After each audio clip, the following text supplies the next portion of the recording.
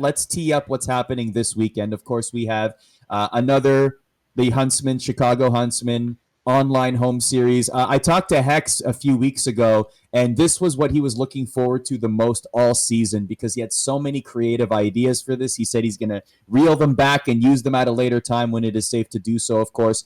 But this series continues on online. Atlanta versus London, LAG versus Seattle, OGLA versus Dallas, and the Subliners versus Chicago will round out the first round matches.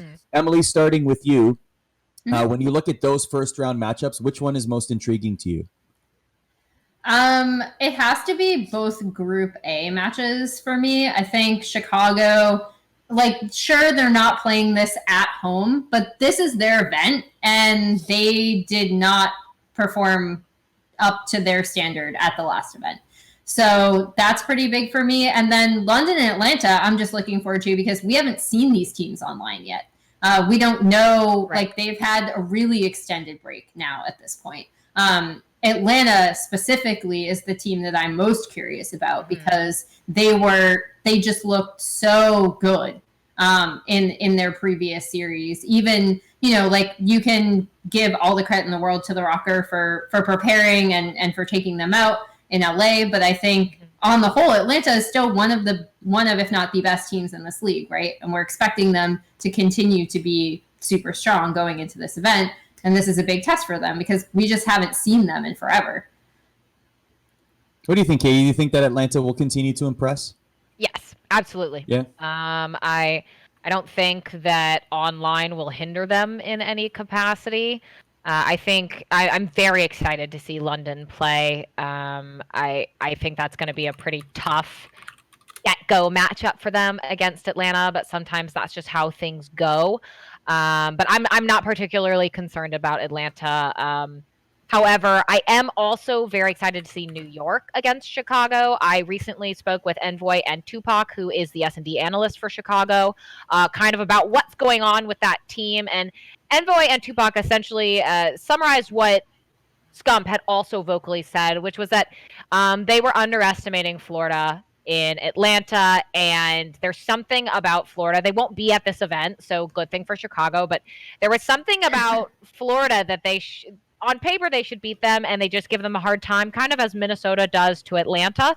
But I think Chicago, this is an extremely, extremely important event for them. Not only is it their home event, but they've been bumped out in the semifinals in the last two events they've attended. And we've seen some rule changes, some kind of lackluster performances out of formal. And I think it's a very much so a proving ground for them. Do I think RCDs and Envoy are going to be incredible? Yes. Do I want to see bigger things out of formal and gunless? Yes.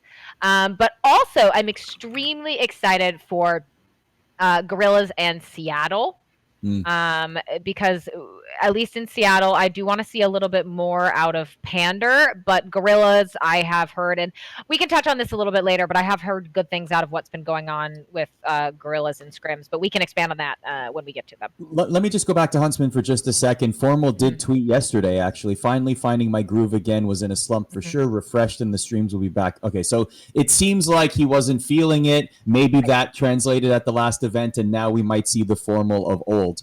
Here's my question, though. If Chicago does not win this home series, do we bump them out of the top three? I would argue potentially yes.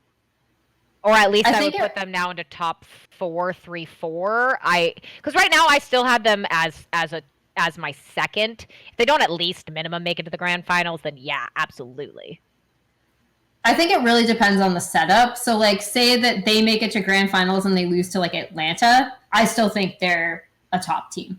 But if they, get eliminated in semis again, or even earlier, I actually don't see that happening. But, if it happens, then obviously we have to reevaluate them.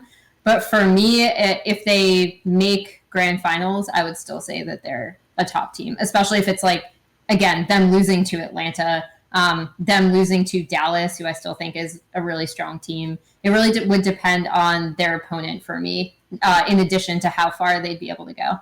Well, yeah, and I think absolutely. I didn't mean to imply that Chicago is not a top team because they are. They've only lost to Florida twice. So we need to keep that in mind. They're losing to one team as Atlanta is having trouble with one team.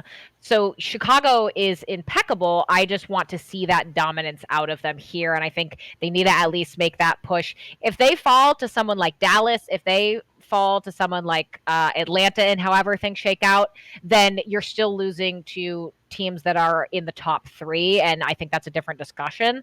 But if they fall to, I don't know, someone like New York, for God's sake, then that is huge. For crying out loud.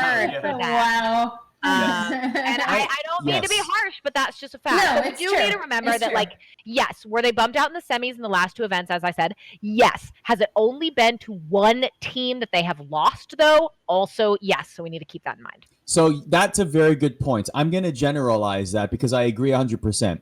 If Chicago loses, and more specifically, if they are eliminated by any team in this tournament other than Atlanta and Dallas, I'm prepared to bump them out of the top 3. I think you can make that argument because London would be the only one that I'm like, maybe, I don't know, because I haven't seen London play for a while, and I'm very curious to see how they perform.